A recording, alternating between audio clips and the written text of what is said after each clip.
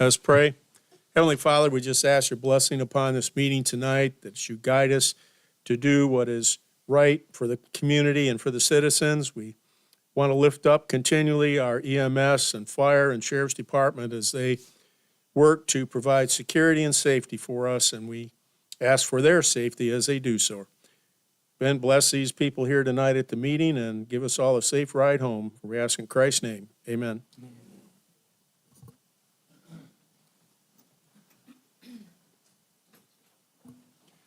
All right, before I get started, I'd like to introduce Mr. Mark Popovich, our new county attorney, so you know who this new face is down here on the end of the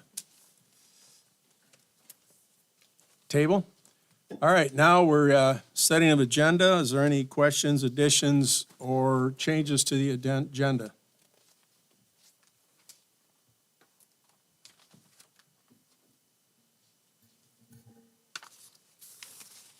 Hearing none, I accept the motion to approve the agenda as published. So moved. Reverend Jones has moved to accept the agenda. Is there a second? Mr. Carter, a second. Mr. Wolfskill?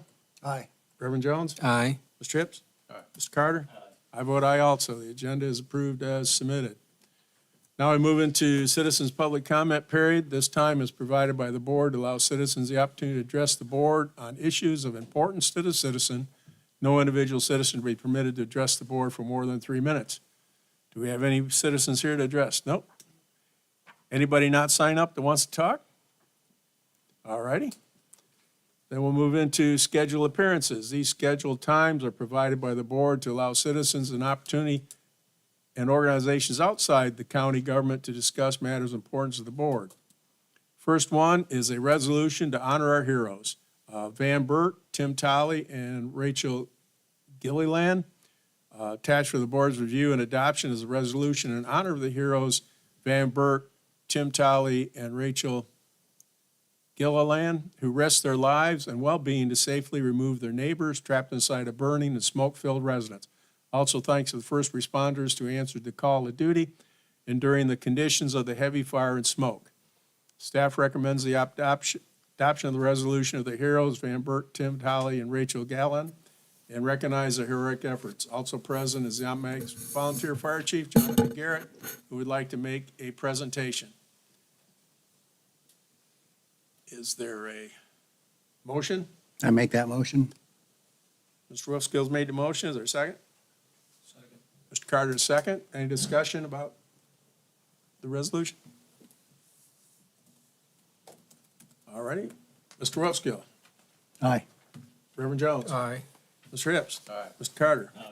Aye. I vote aye also. So, Chief Garrett, are you going to read the resolution? And I think you can read the resolution. you think I can read the resolution? All right. Well, let's have them all come up and stand here.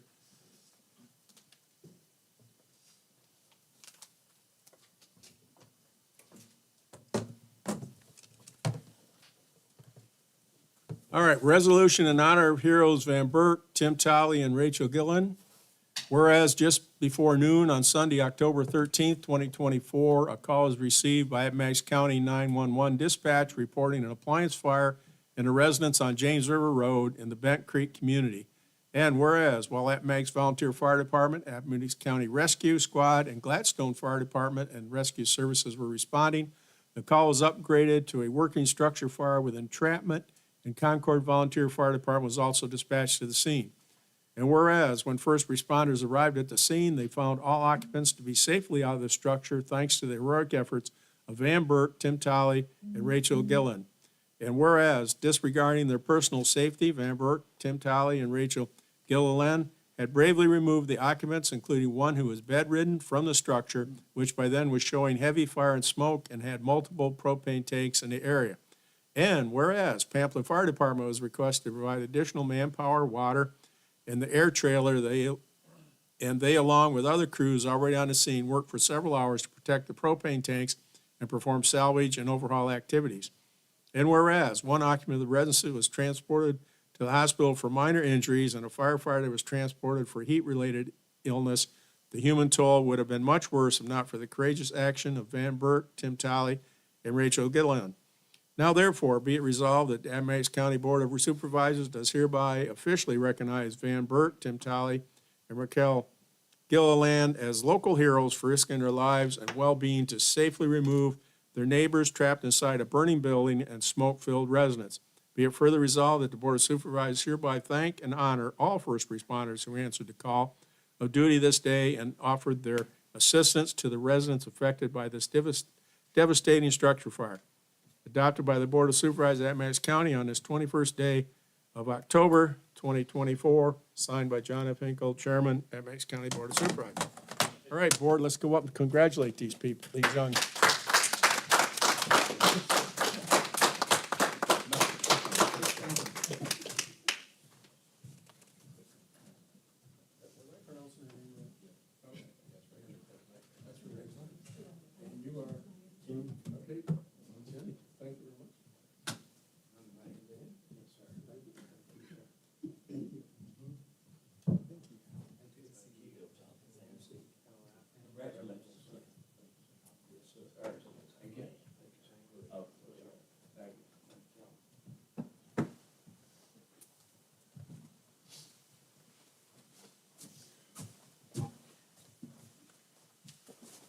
Oh, you had a presentation too, Jonathan? Well,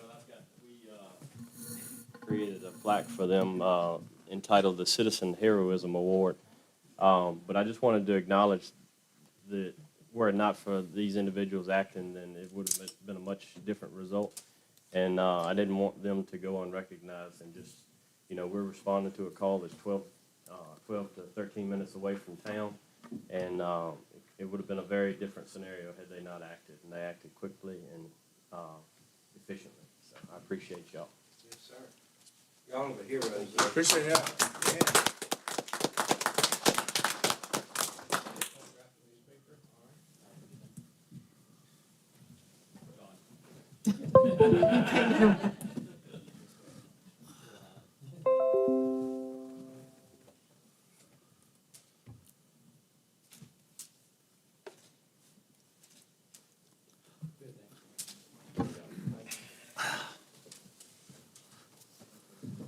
Thank y'all. Thank you. All right, next up, we have Major Brimbaugh, who's requested to appear before the board to discuss school resource officer program.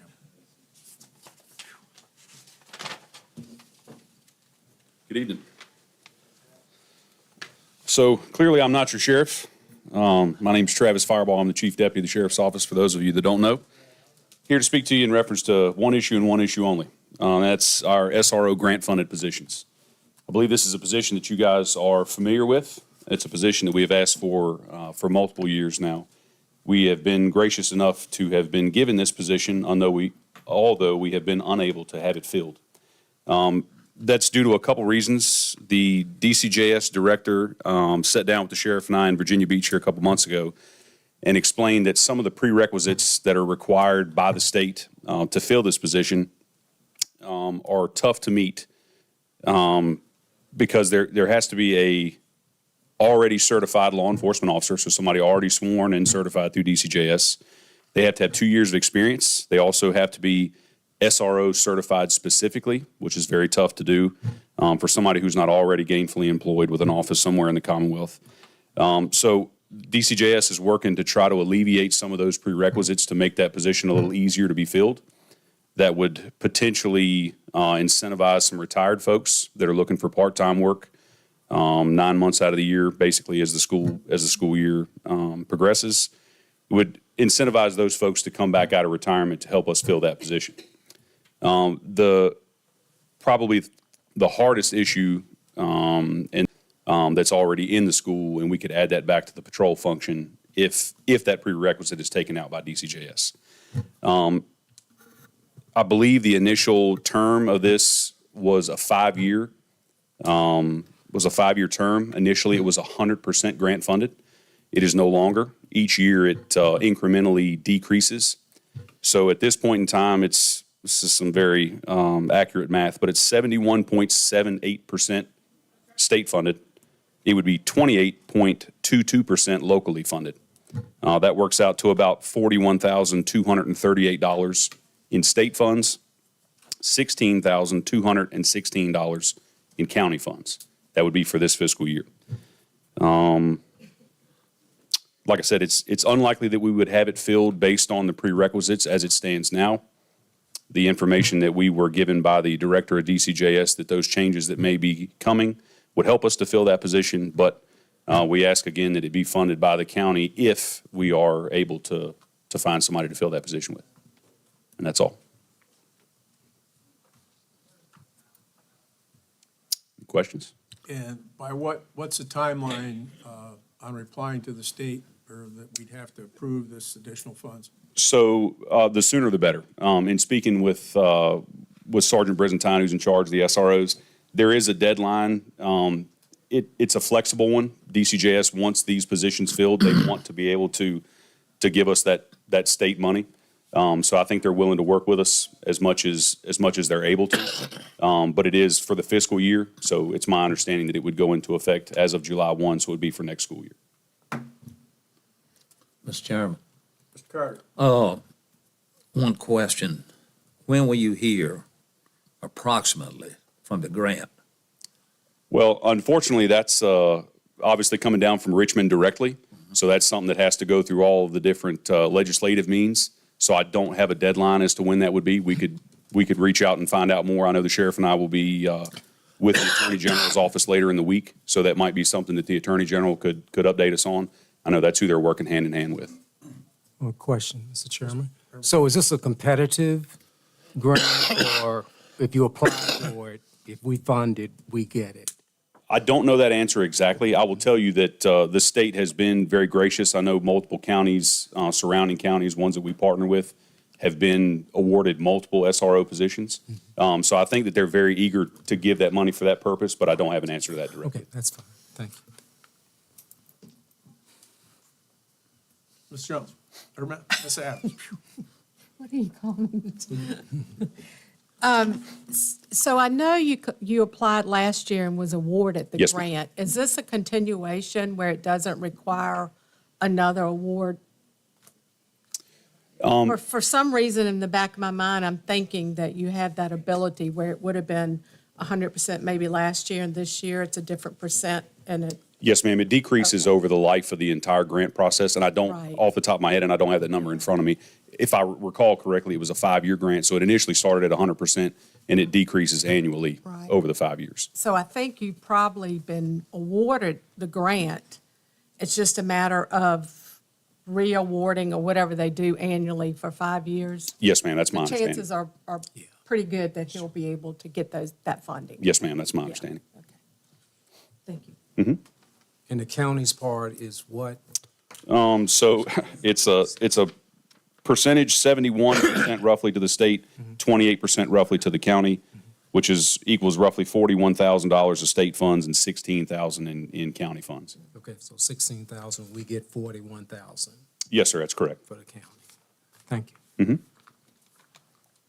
And Mr. Chairman, we would need to, when would we need to write them a check? I guess that would be the question. Is this something we need to pass tonight, or?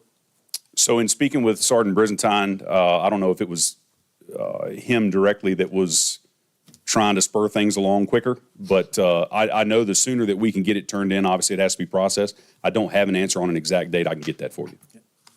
Mr. Chairman, I'd like to make a motion to provide the funding. All right, Reverend Jones has moved to provide the funding. Mr. Hips has made the second. Is there further discussion? Ms. Adams, question. Yes, sir. Which fund would we take this out of? It would probably be new money, New money? yes. We would just supplement it back into his budget. But if you wanted to vote on it tonight and approve it, then we can appropriate the funds at the next meeting, Okay. once we determine that. All righty. Mr. Carter, what do you say? Aye. Mr. Hips? Aye. Mr. Wosko? Aye. Reverend Jones? Aye. I vote aye also. That was easy. Thank you, folks. Thank you. Thank you. All right, next up is a public hearing on the Hunter Street abandonment. A duly advertised public hearing has been advertised pursuant to Section 33-2-909 Code of Virginia. The Appomattox County Board of Supervisors will consider abandonment of a segment of Route T 1036 Hunter Street from a point denoted as Point B, traveling west to Point C, approximately 0.04 miles to the end of maintenance. This segment of Hunter Street is located 0.07 miles north of Hunter Street's intersection with Route 727 Red House Road. This matter is being considered by the Board of Supervisors at the request of the town of Appomattox because the portion of Hunter Street adjacent to the Children's Park Services serves no public necessity and is no longer necessary as part of the secondary system of state highways. At its September 24th meeting, the Appomattox Town Council adopted a resolution requesting abandonment. Staff recommendation is after receiving comments from the public, a resolution has been prepared for our consideration. Public comment on the closure of Hunter Street. No public comment. All right, then I guess we could go right to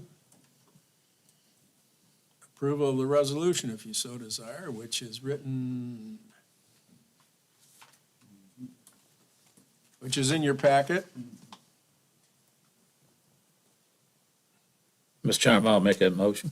All right, Mr. Carter's made the motion to pass the resolution approving the abandonment of Hunter Street. Is there a second? Second? Reverend Jones has seconded. Is there further discussion?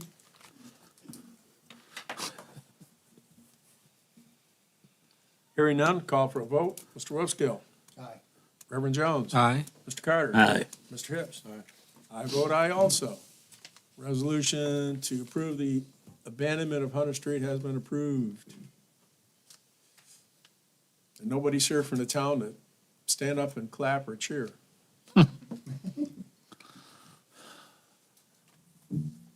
All righty, what's next here?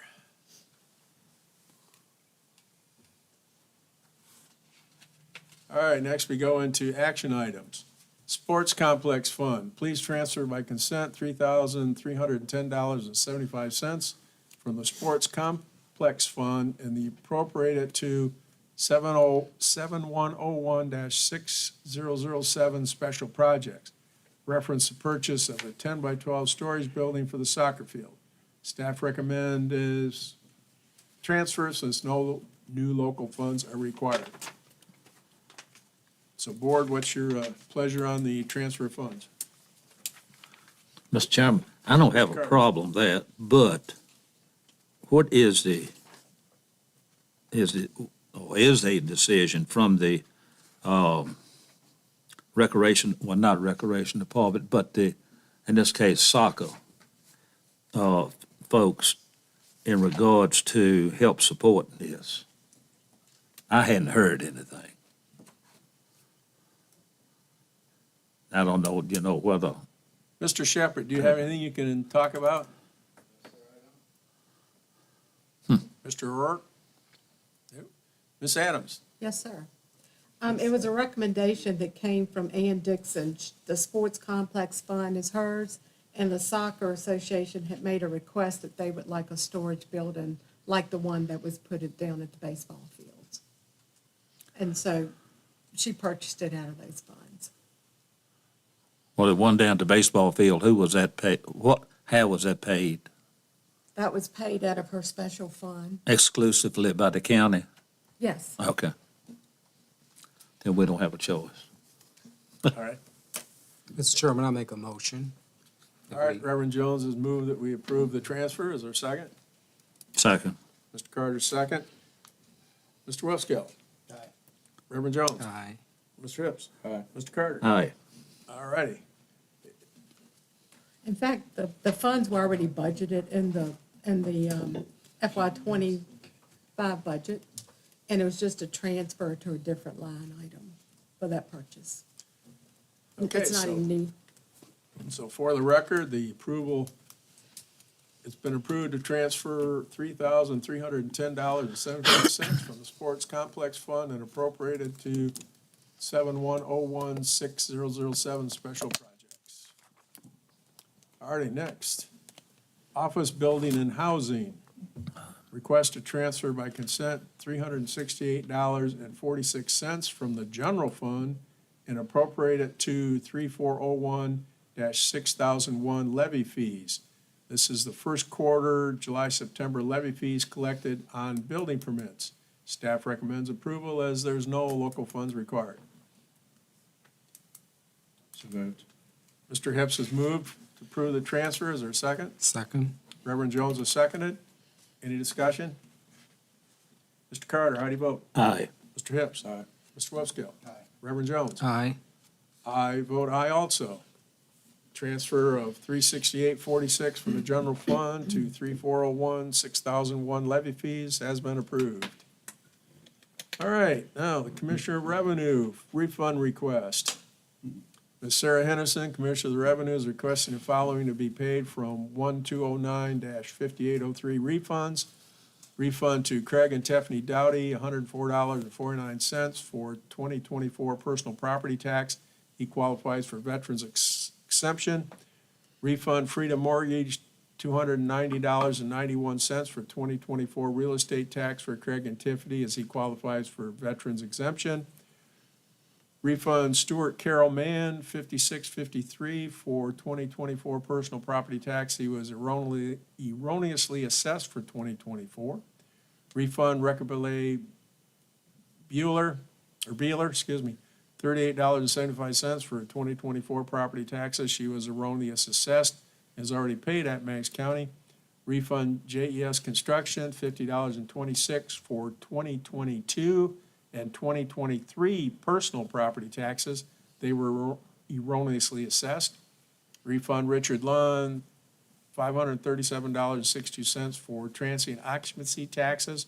This was previously reported by an Airbnb. Refund Philip Wayne Inman, $50.49 for 2024 real estate taxes. He qualifies for the Veterans Exemption. Staff recommends consideration of the above refunds transferred by consent, $1,129.05 from the general fund and appropriate to the 1209-5803. No new local funds are required. Question, Mr. Wolfskill? I'll make a motion, just do it. Mr. Wolfskill's motion to approve the refunds, is there a second? Mr. Carter has second. Mr. Wolfskill? Aye. Mr. Reverend Jones? Aye. Mr. Hips? Aye. Mr. Carter? Aye. I vote aye also. Commissioner, the refunds are approved as documented. Building permit refund request.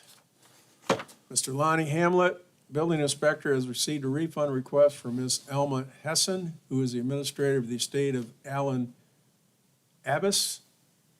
And Mr. Abbas obtained the building permit number 230569 to construction two-story single-family dwelling with 5 bedrooms, 3 full bathrooms, 2 half bathrooms with a garage in the amount of $1,502.73 on August 18th, 2023. Mr. Abbasai unexpectedly passed away before any construction began. Staff recommends considering the building permit refund to the estate of Alan Abassa in the amount of $1,446.40 minus the levy fee of $26.33 and refund request fee of $30. No new local funds requested. So moved. Mr. Hips has moved. Is there a second? Mr. Wolfskill, second. Any further discussion? Mr. Carter? Aye. Mr. Hips? Aye. Mr. Wolfskill? Reverend Jones? Aye. I vote aye also. The refund of $1,446.40 for building fund is approved to to the estate of Alan Abbasia. All right. Schedule a public hearing zoning ordinance and subdivision ordinance amendments as a September regular meeting of the Appomattox County Planning Commission. Commission voted unanimously to recommend several amendments to both the zoning ordinance and the subdivision ordinance. A summary of the proposed amendments is attached. Staff recommended, please schedule a public hearing to receive comments at the November 18th, 2024 meeting.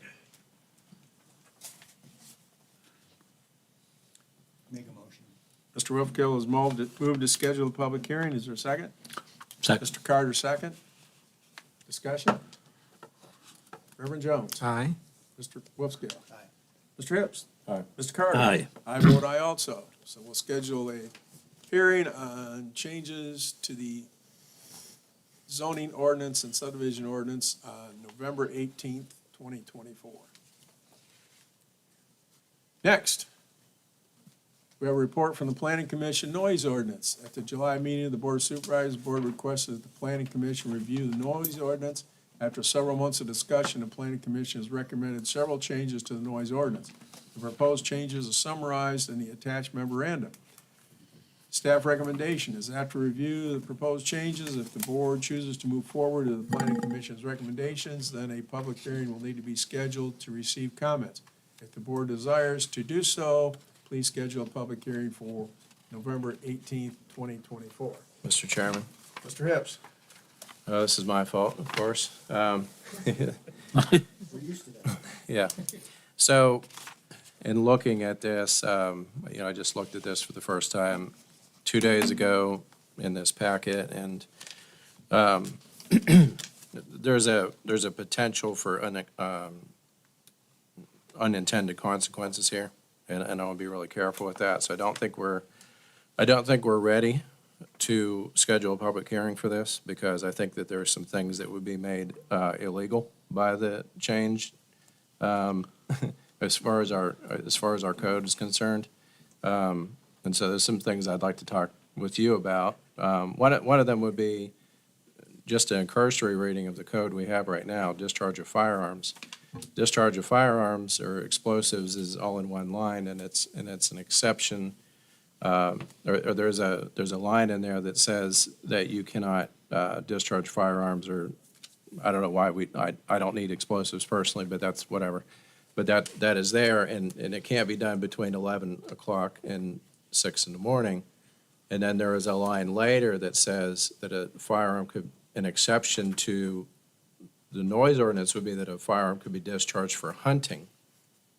But as far as, recreational use of a firearm or target practice or whatever it is, I mean, people need to be, I'm not going to infringe on that right. So that would be one that I think is possibly would be restricted, that we would need to have an exception. I could be reading it wrong. Like I said, I just read it real quickly just to see. I think there'd be some other concerns too with maybe, some vehicles. I mean, how many vehicles would not pass the muster on the new daytime restriction? Because we're going from not having a noise ordinance during the day to having a noise ordinance during the day and having a stricter one at night.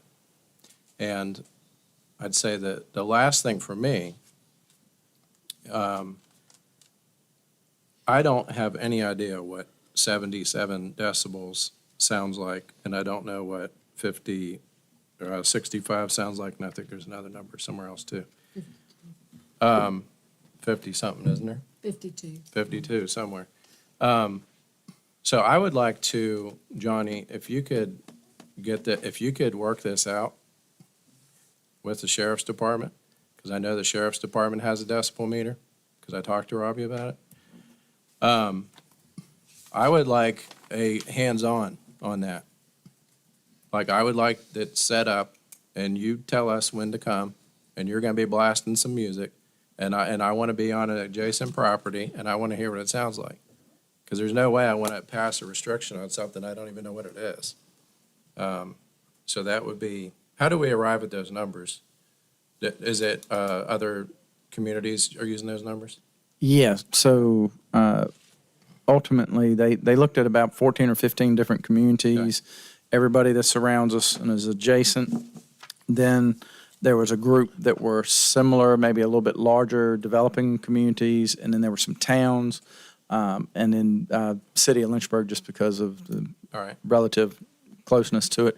Once they looked at all of those ordinances, those numbers were, when you get into that 50, 52 range, that was relatively what most of them are getting to. The numbers that you see here, the language was picked up from Campbell County and their numbers and their language. Okay. And one of their thought processes there, they really talked about the line, the common boundary up in your district. Yeah. And how a big part of this problem is the residential nature that's going on in that area of the county. And, what if a house is on one side of Stage Road in Campbell County and, a house on the Appomattox side Okay. of Stage Road? How do you, balance those out? And that's when they really kind of hone in on that Campbell County Okay. language. Okay.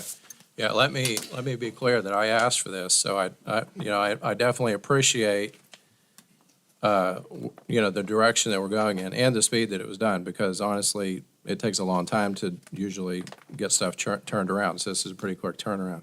I just want to be careful with what we're doing, and I'm serious, I really want to do this thing where I want to hear it. I want to know what we're doing.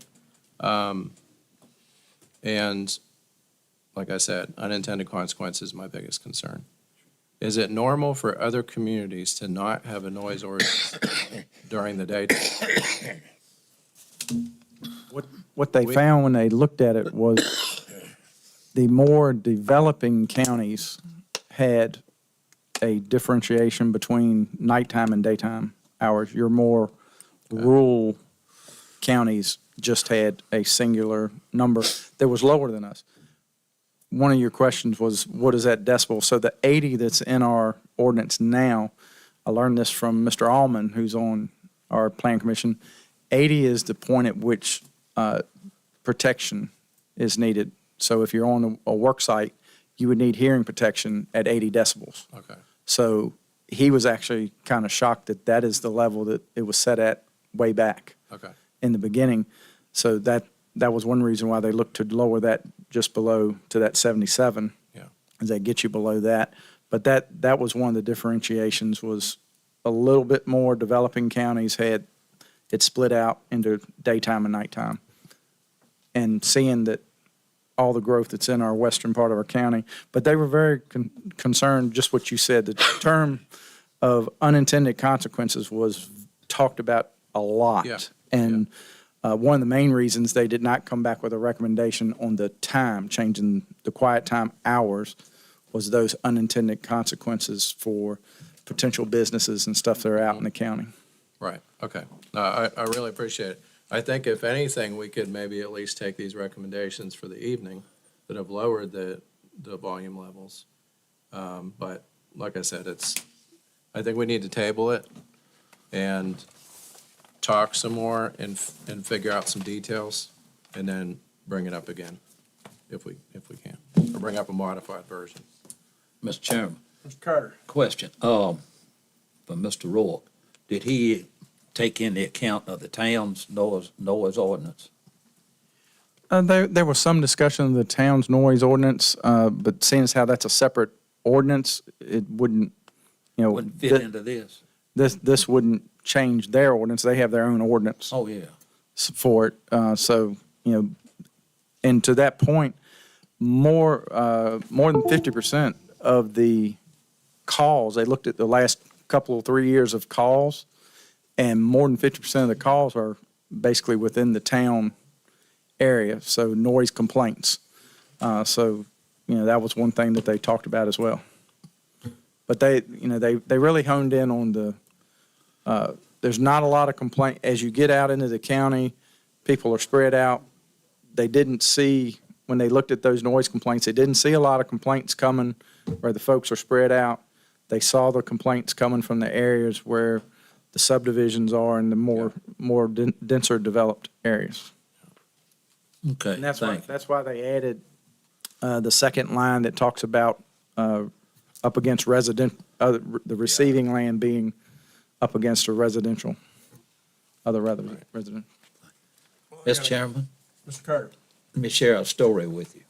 All righty. When I was on town council, we had a lot of complaints when Thomasville first came here. So in order to look into it, 3 of us, along with town manager, who had a decibel reader, a meter, we sneaked in the back of the primary school, which is adjacent to Thomasville. And here we were up there doing this to the largest employer of the county. You know, it made you really feel like an idiot up there doing it. But to our surprise and all, yeah, it was noisy, but it did not break the rules, the policy, thank goodness. And hey, the plant manager at the time told us, he said, I'm gonna tell y'all something.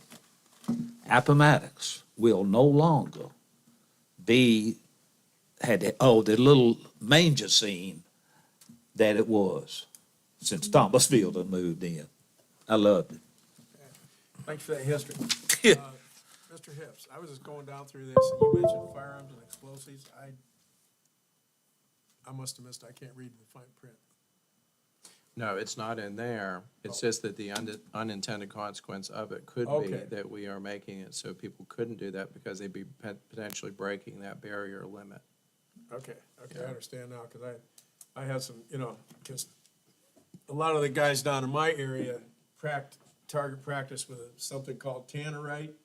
Right. And tannerite comes in Yeah. this size, and tannerite comes in this size. Yeah. And when they use this size It'll rattle your over in teeth. Charlotte County, it even shakes my windows. Yeah, So yeah. that's why I was asking about that. All righty.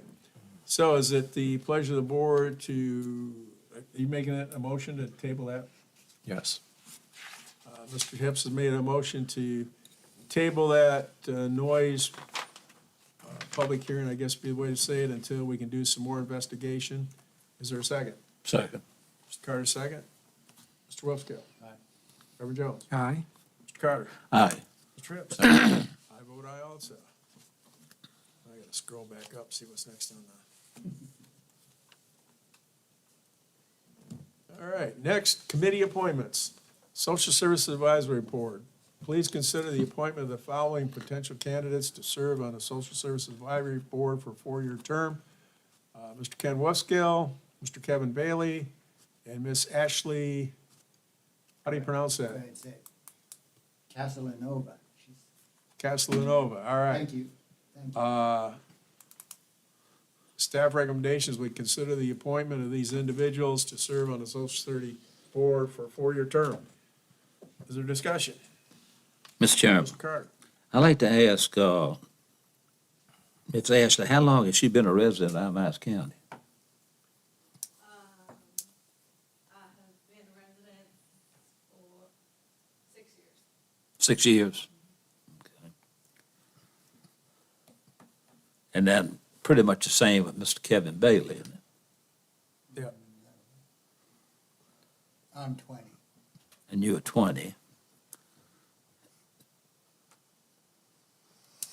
Okay.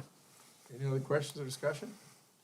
Is there a motion to appoint these 3 individuals? I guess I can't do that way. So moved. Mr. Hips has moved to appoint these 3 individuals. Is there a second? Second. Reverend Jones has made a second. Any further discussion? Mr. Carter? Aye. Mr. Hips? Aye. Reverend Jones? Aye. Can I vote? Aye. You can abstain. And I vote aye also. So, welcome to the 4-year term on the DSS board, and enjoy your training module. Thank you. I Thanks heard for it's stepping pretty- up. I heard it. When it was explained to me, I went, oh. Well, I had one of the previous appointees tell me today, well, you didn't tell me all this was in. Alrighty, consent agenda. The consent agenda includes approval of bills, minutes, supplemental appropriation line, item transfers, fund transfers. Any item on the consent agenda shall be removed from the consent agenda at the request of the board member prior to the vote on the consent agenda. Items removed from the consent agenda will be considered by the board individually in the order in which they were removed from the consent agenda immediately following consideration of the consent agenda. Is there a motion to accept the consent agenda? So moved. Reverend Jones has moved to accept the consent agenda. Is there a second? Second. Mr. Hips is second. Discussion? Mr. Carter? Aye. Mr. Hips? Aye. Mr. Whipskill? Reverend Jones? Aye. I vote aye also. The consent agenda is approved. All right, next we have an attorney's report. Mr. Popovich, do you have a report at this time? Yes, sir. Found in your packet is a proposed revision to the remote participation policy that you have. I noticed when I was looking through the website after being appointed, I noted that this had not been reviewed since 2022. There had been some technical modifications to participation remotely when it is a local emergency. It allows certain permitted absences from the physical quorum to be permitted under certain circumstances. So what you have in front of you are those technical amendments.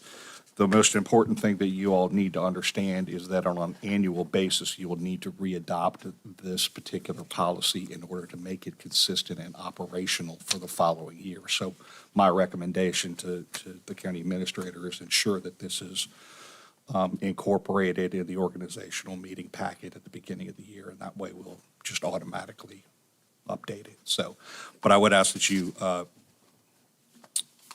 pass a motion to approve the amendments as presented. All righty, there's been a request by the county attorney to update remote participation ordinance. Is there discussion? Mr. Chairman, I'd like to ask the county attorney, so in summary, what's the changes?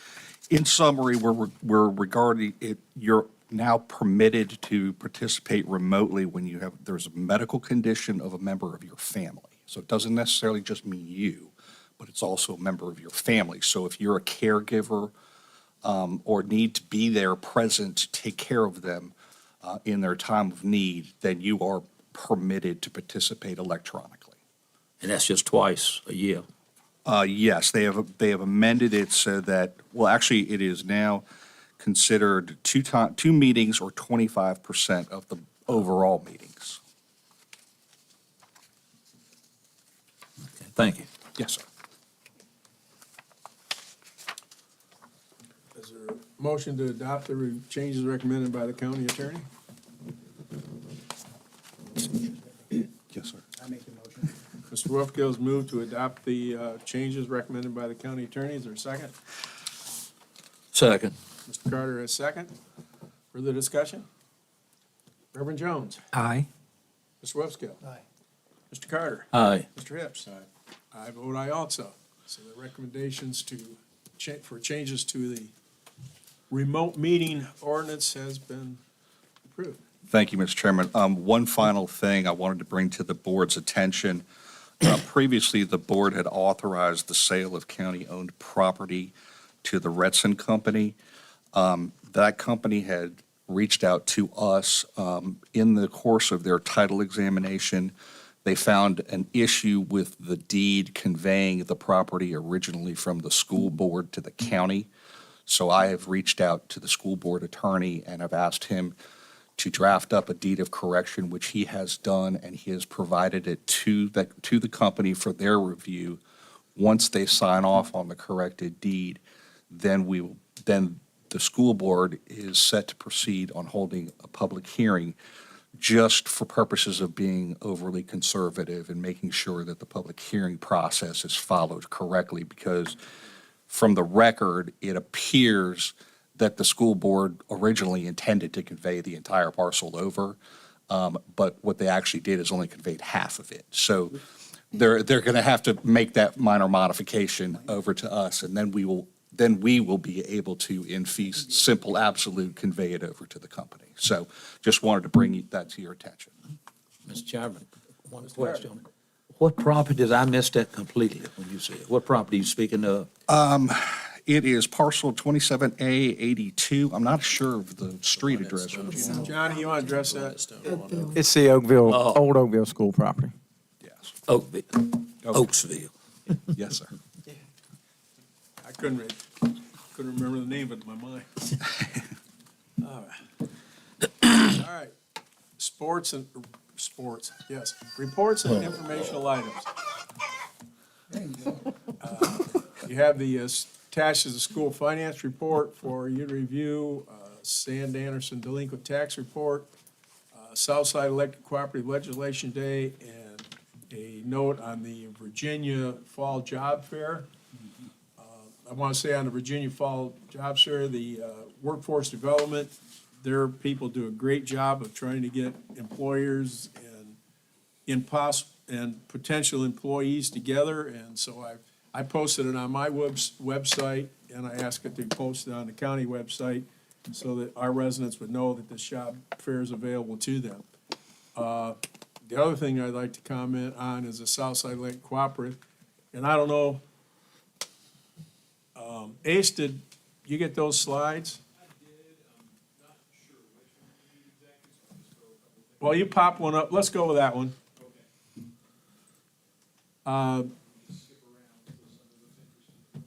Southside Electric held a legislative day, which I attended, and there were some things that really popped out at me that I want to just present to the board. Number one is on solar. They hold a solar community workshop, and some of the things that they found in doing their field test, which they offer free home inspections. If you want to lower your bill, they offer free inspections. And I'm on slide 14, Ace.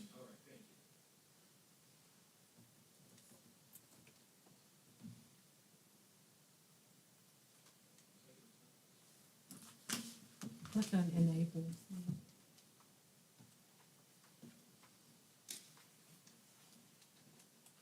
This is some of the things they find when they go out and do inspections. People are asking, hey, how can I lower my heating bills or my electric bill? And I would say that air conditioner there is their big problem. Then when they go into solar, and then they go, just some stats there, but one thing that really got me is number 18, slide 18. Okay, solar energy facts, just some of the stuff in there that they'll go over with a homeowner. Go to slide 19. People don't realize the cost. This is actual calculations they've done for, how long it takes people to recoup a solar installation on their house. I mean, we're looking at up to 40 years it takes to get back the money in savings that you put into a panel. And homeowners just aren't aware of this, so they don't figure it in. And then if you go to slide 21, this is some of the things they're finding, What solar installation company sold those people those solar panels? Oh, the tree shade? They're in the shade. And then the next one's just solar efficiency. I guess the next one is down at slide, let's see, what am I on? 23. Another example of, solar, but it looks like, look at that soot from some kind of appliance on the side of their, huh? You know what I always wonder about those on the roof? What? Robin and I were builders for a lot of years. Those trusses are designed to hold the roof, and they're putting all that weight on there. Yep. And then you go slide 24, next slide. See how half of it's, the side that's getting sun, the power produced on that side is diminished by the shaded side. So they're not getting full output of their solar panels anyway. So I just wanted to point a couple more slides on there showing solar panels in the shade. Hey, if you got and then, this last one, go to slide 28. These homeowners decided to get solar panels to reduce their electrical output, but look what they got.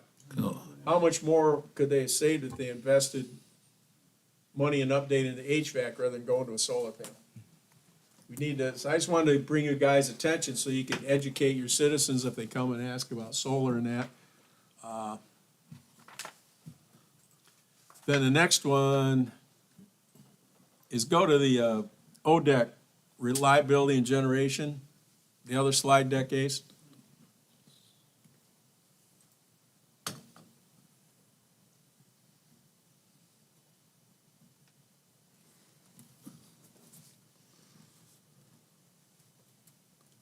Old Dominion Electric Cooperative, ODEC, is where we get our power from.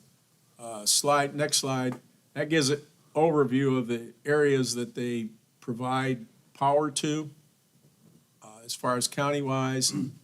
Next slide shows, these are the power plants that we get our energy from. The orange one is the only nuclear plant, and ODEC owns 7% of that, so we get 7% of the energy from that nuclear plant. The blue are gas-fired, natural gas, and then, of course, the gray one is our coal one. Then you go to the next slide. That just represents all the places that power goes from these 4 power plants, or 5 power plants. Slide 7. This shows what's coming off. The retirement, so between now and,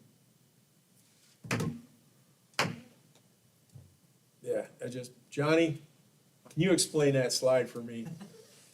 It just, Johnny and I have talked about this, and we're in a world of hurts. So what this is the number of megawatts that's planned to come off, and you've got coal there, and it looks like 27 point whatever megawatts are coming off by the year 2030.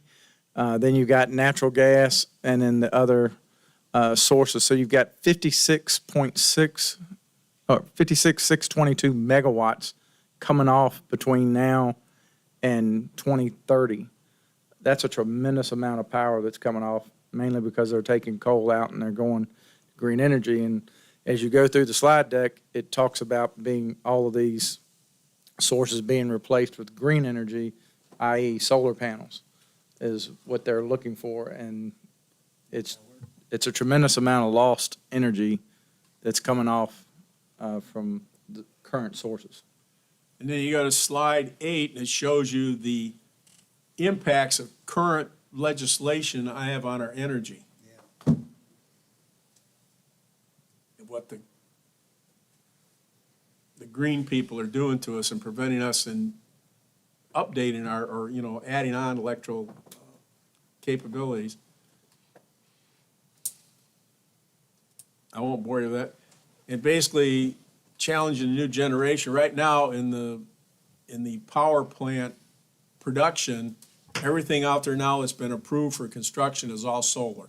There's not one coal-fired, not one natural gas-fired power plant that's been approved for construction. And to get one into the pipeline, you're looking at 15 years before they'll supply us with any power. Yes, Texas, how that worked out.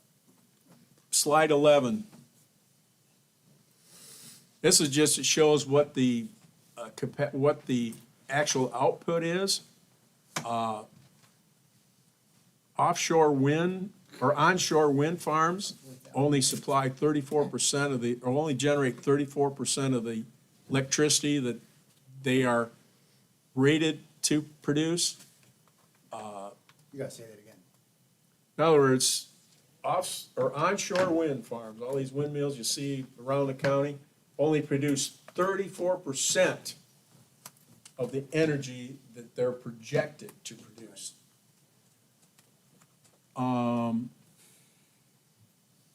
The other one that really stood out is fixed tilt solar.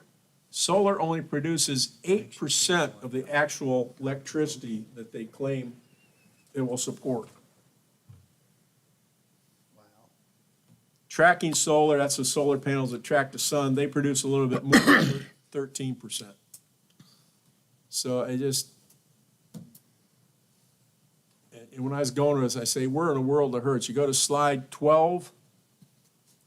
Basically what this slide says, in 2029,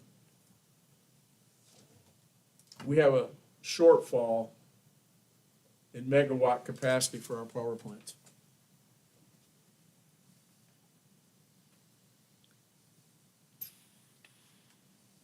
So I just wanted to bring you aware of that, and the slide deck in total is available from me or Wanda, Scott. I don't know if I sent it to you guys or not, but we're in a world of hurts for power.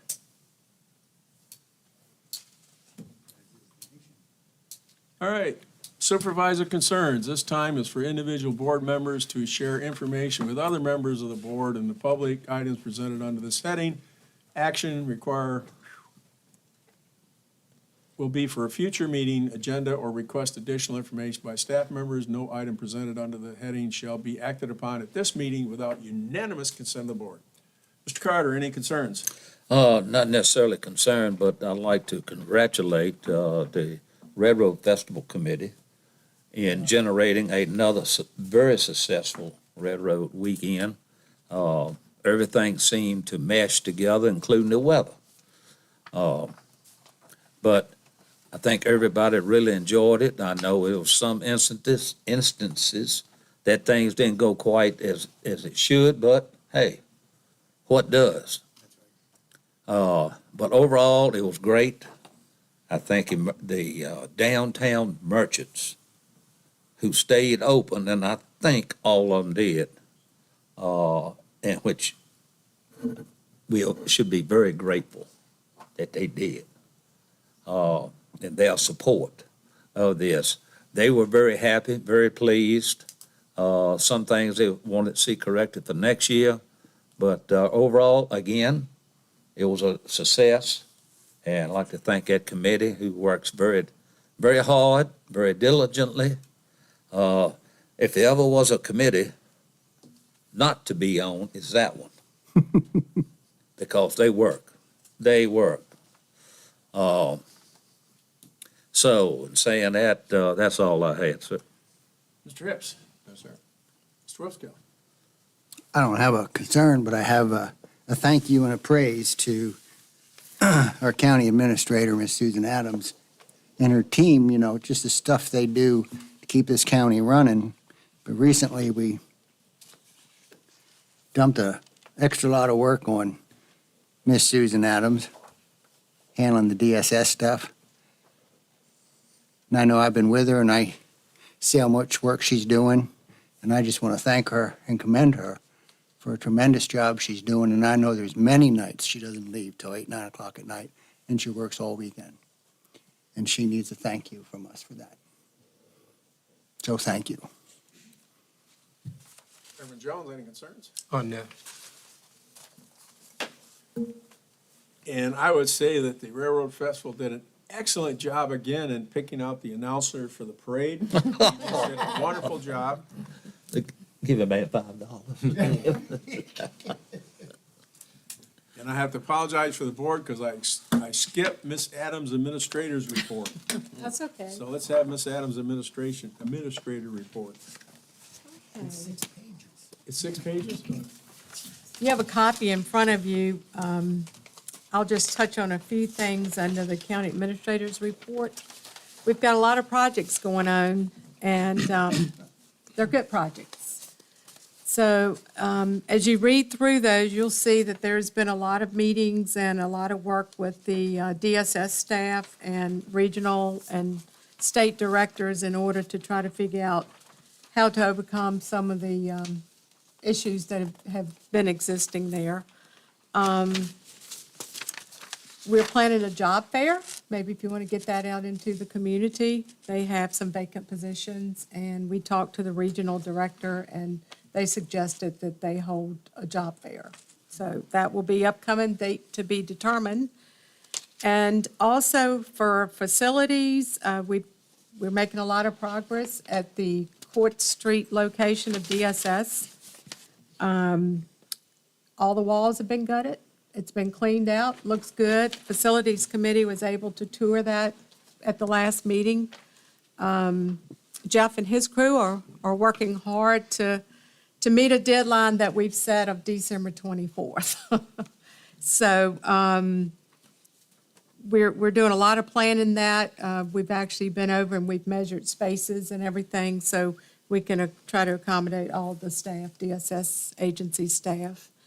The courthouse construction, a lot of progress is being made there. As you'll notice, the monuments have been relocated into front of the, what I call the new courthouse. That's going to create green space on the front lawn area of the old courthouse. And at our last meeting, I gave a progress update on what's been done and what's scheduled, planned to be done. And also at the community center, we've done some work down there to try to accommodate DSS, as well as prepare the building for future uses.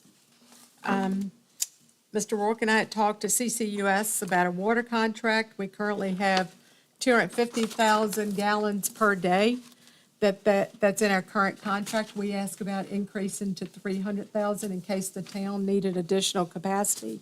And we can do that at no cost to the county because there will not require any infrastructure improvements until after 300,000 gallons. We are in the process of, you'll notice it references the 220 letter, and that's the one that we had talked about, that the water contract, they were basically aligning it with the regional authority contract. And then the VOTEC Center, good news. All the lease agreements are signed. I received an email today from CVCC, and they're beginning to purchase the equipment. And the electrical and plumbing upgrades are being also performed in the new space. So that's well underway. Yeah, I might add, I think it's not too late, the job fair by the workforce committee. I think we can add, you can call them and get DSS as part of that job fair. That larger? Yes. Okay. I wondered about that when it was in the presentation. Yes, I think it's still time to do that. Any questions on the administrator's report? Oh, Mr. Chairman, Carter? the courthouse construction, the monthly committee meeting. Now, as I understand from the emails, now it's gonna be every other week. That's correct. The next meeting is so that you can get your weeks. Thursday. It's this coming Thursday. At 2:00. Yes. Whoop. Yes, at 2:00 this Thursday. I have that. All righty. Next item up then is closed session. Yes, Mr. Chairman, I would recommend that the board make a motion as follows. I move that the Appomattox County Board of Supervisors enter into closed session for the limited purpose of, one, consultation with legal counsel and briefings by staff members pertaining to actual litigation where such consultation or briefing in open meeting would adversely affect the negotiating or litigating posture of the county related to the Region 2000 landfill pursuant to Virginia Code Section 2.23711A7, and 2, consultation with legal counsel retained by the board regarding specific legal matters requiring the provision of legal advice by such counsel regarding the Department of Social Services. Excuse me, you said just one item? There's 2 items. And what was the second item? First was dealing with Region 2000 landfill, and the second was Department of Social Services. Okay. Now, I called in regards, wanted you about having, and within the closed session, personnel. If you wish to add Yes. one, that's perfectly fine. Then it would be discussion regarding a personnel matter pursuant to Section 2.23711A1. Thank you. Yes, sir. Do we need to vote on that addition, or? No, you have not made the motion yet. I added it prior to you actually making the motion. So if you make the motion now, it's 3 items. I'll make that motion. All right, Mr. Carter's made a motion to go into closed session to discuss 3 items as presented by the attorney. Is there a second?